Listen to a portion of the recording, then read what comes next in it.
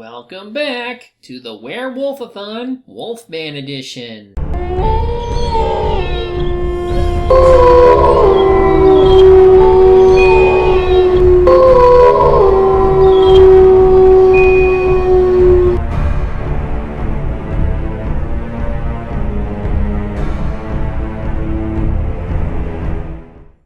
As I stated earlier, I'm skipping House of Dracula because of its similarity to House of Frankenstein. Well, that and apparently the Wolfman isn't in it that much. I don't know if the same can be said for today's movie, but will that mean it's better? For those who don't know, Bud Abbott and Lou Costello were a comedy duo who appeared in film, radio, and television shows. At their peak, they were one of the most renowned comedians of the 1940s and 50s. So, we're getting them at their funniest with this 1948 movie. But besides Abbott and Costello, this is also the last time that the big three monsters would appear in the same movie together, at least within this time period. The film is also non-canon, and focuses more on humor rather than horror, though I suppose I could give it a shot since they're straightforward with it. Now without further ado, let us see Abbott and Costello meet Frankenstein, and hopefully the Wolfman,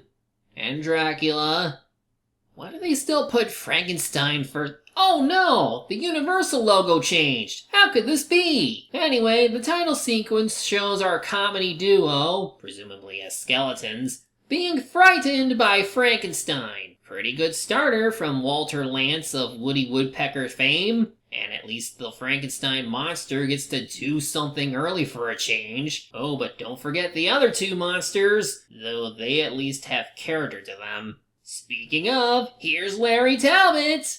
Again. Even if this movie was canon to the previous films, I'm sure he's tired of coming back to life constantly. Given the urgency of his phone call, it sounds like this movie is taking a more serious approach. At first. But the next scene shows the main stars of the movie. Which one do you want me to answer first? Both of them. Both of them! Both of them! Hold the line, please. Thank you. I'd like to have my grip, please. Yes, ma'am. Well, I can see why people found them funny. This is about on par with The Three Stooges, I think. Anyway, despite the movie's title, Abbott and Costello are not playing themselves. Bud is playing the no-nonsense chick, while Lou is the foolhardy Wilbur. Lou didn't want to be in this movie originally. He even said that his daughter could write a better movie than what was given to him. But you know what they say, money talks and deadbeats walk. Wilbur, darling, are you all right?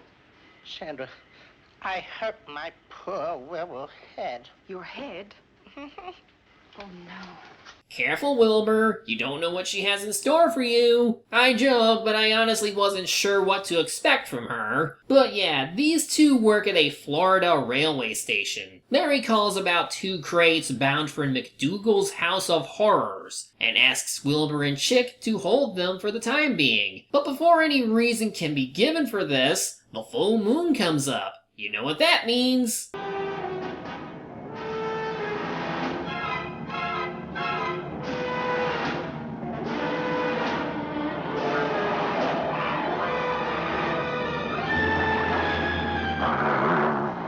Oh wow, that was the most fluid transformation they've done yet! Wilbur thought he was talking to McDougal about the packages, but the latter shows up to sort things out. He's played by Frank Ferguson, and apparently he has no patience for Wilbur's nonsense. He has some valuables in those crates. What are they? Just the greatest attraction the House of Horrors ever had, that's all.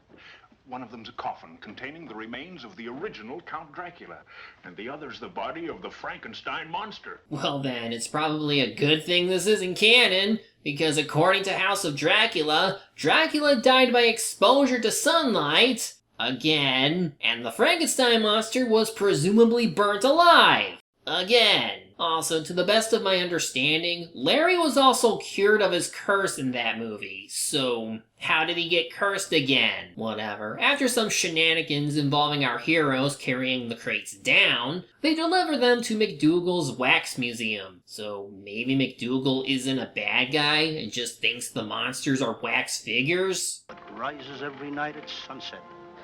Chick is right. Well, regardless of the reason, Dracula is real. In a classic comedy bit, Wilbur is trying to convince Chick that Dracula is alive since he keeps coming out of the box. Speaking of, Dracula breaks out of the coffin while Wilbur looks for Chick. And you probably noticed that Dracula is played by Bela Lugosi. Despite his association with this specific monster, this is the second and last time that Bela got to reprise that character role, as he otherwise would play other vampires in his movie career, though this is also the last time that Bela would work for a major studio like Universal. Anyway, despite there being enough light in the museum from those candles, Chick apparently cannot see the caped figure walking toward the wall behind Wilbur. Seriously, how do you not see the monster? I know this is a wax museum, but you could at least pretend to notice that something is off. Or maybe he's an idiot too, since when he asks Wilbur to open the box, and him saying it's empty, Chick doesn't seem to question it. Even though that could get him into trouble. He really is the Mo of this movie. Numbskull! Anyway, he and Wilbur open up the other box that has Frankenstein's monster, again played by Glenn Strange. Let's hope he does something instead of coming to life in the final act. At any rate, McDougal shows up to check on Chick while Wilbur runs into Dracula.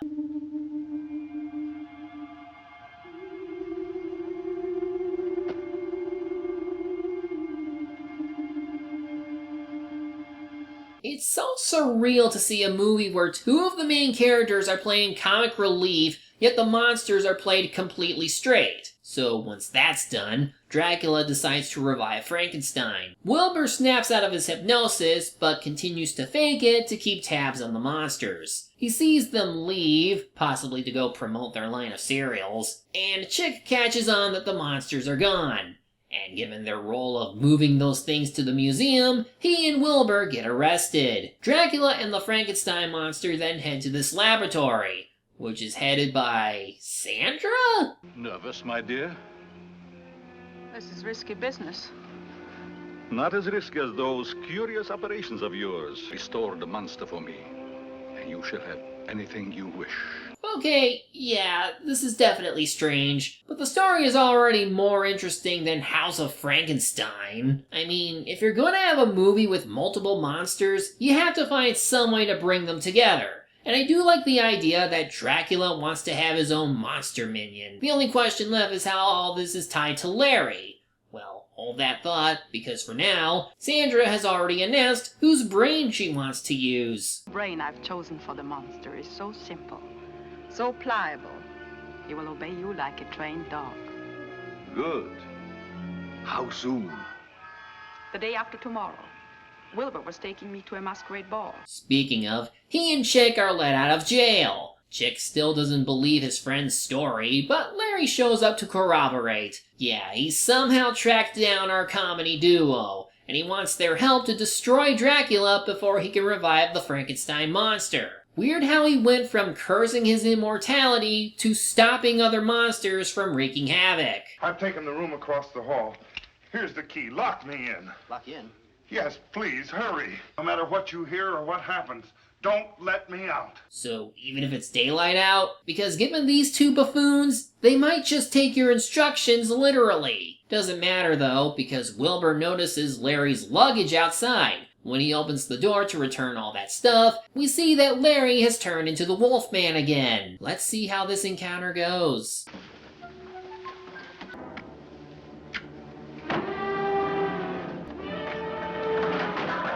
Comedians have all the plot armor in the world. Anyway, now to meet the one who got our heroes out of jail. Joan Raymond, played by Jane Randolph. She's an undercover insurance investigator who wants to find the missing wax figures with the help of our heroes. To do that, she tries persuading Wilbur first.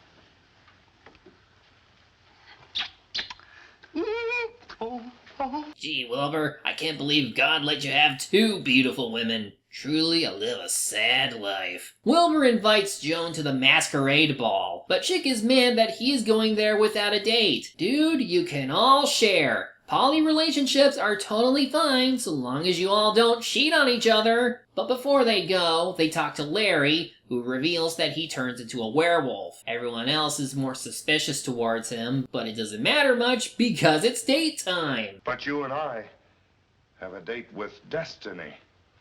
Let Chick go with destiny.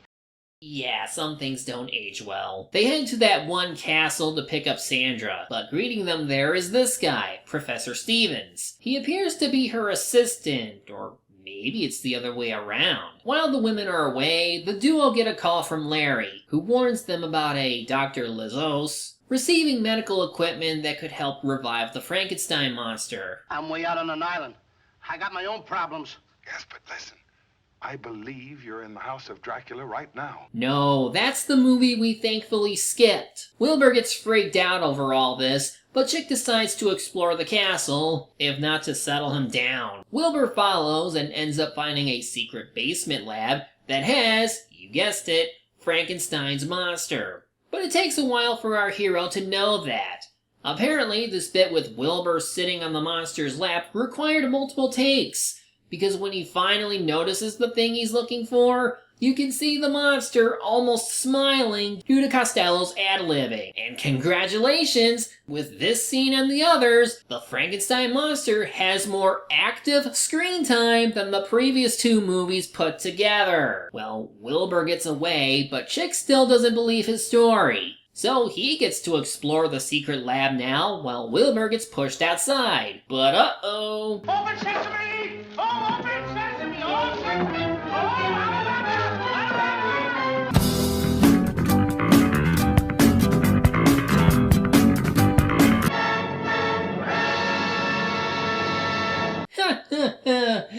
Oh, that's pretty good for a horror comedy. While Sandra is getting prepared for the night, Joan looks around her room and finds Dr. Frankenstein's diary, which is now in a much better condition than before for some reason. There's a bit of tension when Sandra finds out what Joan is after, but otherwise, they all get back together and have a meeting with the so-called Dr. Lejos, who is very obviously Dracula. I approve very highly of your choice. What we need today is young blood and brains. Brains, yes. Youngblood, no. That series isn't very good. Sandra heads upstairs with Dracula to warn him about Joan and the others. She suggests halting the Frankenstein experiment until the heroes leave, but Dracula insists that they continue anyway. There's a bit of conflict between these two, who are supposedly on the same team, and it's pretty refreshing to see in an older movie. But this is Dracula, so he hypnotizes Sandra long enough to bite her. Now she too is a vampire. At the party, our heroes run into McDougal. We get a funny bit where he beats Wilbur for supposedly stealing his exhibit items. But when Chick threatens to charge McDougal for assault, this happens. Will you watch this? I need a witness. Go ahead, I'd like to see you do it again. You see it? I'm sorry, I couldn't see a thing. They run into Larry again, who believes that Dr. Lejos is Dracula. But Chick insists that he's crazy, and that nothing he or Wilbur thinks is true. Speaking of, he and Sandra show up to have a talk with him. Talbot here thinks you're the real thing. Uh-huh. Right out of McDougal's House of Horrors. What an odd hallucination. But the human mind is often inflamed with strange complexes. I suggest you consult your physician, Mr. Talbot. Well, if this was following House of Dracula continuity, this would make sense. Too bad it doesn't, because then Larry wouldn't be a Wolfman anymore. Dracula splits the party by offering to dance with Joan, who's just arrived. Sandra takes Wilbur elsewhere to hopefully bite him, but she doesn't get the chance. Larry also arrives and realizes that Sandra is a vampire too. But before he can warn Joan, the full moon shows up and turns him into the Wolfman. Wilbur is now all alone with this monster, meaning he could possibly... Didn't Mr. Talbot tell you not to put that mask on anymore? Now what do you put it on for? Now take the mask off! Well, tripping was something he did a bunch in the earlier films. Wilbur thinks Chick is the Wolfman, since his costume resembles the monster. But after a bit, we see later that the actual Wolfman attacked McDougal off-screen. So the boss is again threatening to call the cops on our heroes. While we still don't know what became of Joan, Dracula is now pursuing Wilbur, even doing a neat little bat transformation. After a chase, we see Joan becoming hypnotized. And when Chick follows her, he and Wilbur suffer the same fate. Here's an image for you. Dracula driving a motorboat. Anyway, Chick finally believes in what Larry and Wilbur were saying, so he begs Larry to help get his friends back. In the meantime, Wilbur is forced to wait for his captors to wake up. Junior! Junior, will you help me get out of here? He don't know what anything is anymore. Anyway, the vampires wake up and notice that the Frankenstein monster is getting weaker, even when being fed with electricity, so they need to get the operation done as soon as possible. Sandra tells Wilbur that they'll be putting his brain into the monster's body. He takes it well. Ha ha! For a minute, I didn't know how you were going to do it. Oh, and I guess Professor Stevens really wasn't in the know of all this, since he gets KO'd when confronting Dracula. Meanwhile, Larry and Chick infiltrate the castle just as Dracula and Sandra prepare the brain-swapping process. Come, lie down. Here. Yes, master. Frankie, don't let him do it to you. Frankie, boy. Listen to me, Frankie. There's the proof that the Frankenstein monster can just be called Frankenstein, since again, he was an artificial human, so might as well assume his maker's name. Larry and Chick try freeing Wilbur in the meantime, and they even rescue Stevens and Joan while they flee. Unfortunately, once the villains learn of their escape, Dracula uses his hypnotism powers to bring Wilbur back. So the men go back in and have a showdown with the two vampires. Chick actually manages to knock out Sandra with a chair, but he has to run from Dracula into another room. Larry now has some time to free Wilbur, but...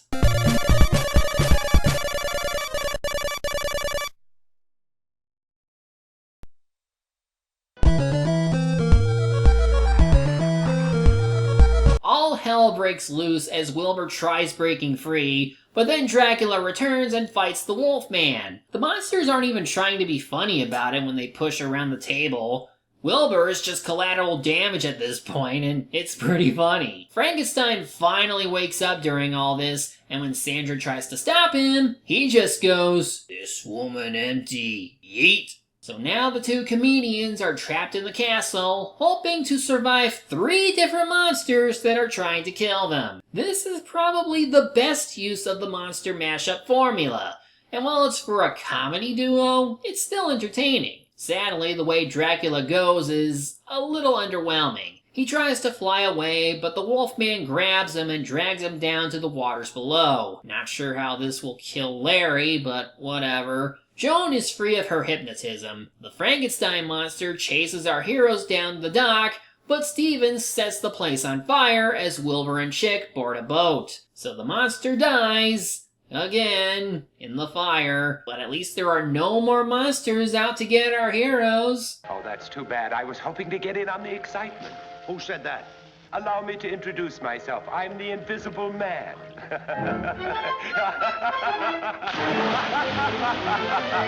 Oh hey, a Vincent Price cameo! Anyway, this was a pretty fun movie. While I'm forever baffled at Universal featuring Frankenstein in the titles of these movies, despite the monster's relative lack of screen time, I was genuinely pleased with how this movie came out. There was a consistent plot going on, with Dracula reviving a monster for his own general purpose. He needs the help of some human allies and the brain of one of our heroes to accomplish his goal. But because Abbott and Costello are idiots, they always seem to avoid capture anyway, and it helps that they have the help of the third monster, the Wolfman. We got some good monster interactions going on, likable main characters, and some good comedy segments. It was cool to see Larry, the one monster you could sympathize with, actively trying to stop another monster from abusing one of their own. Like, he wasn't trying to kill himself in this continuity, he's just trying to do the right thing to make up for his more violent wolf form.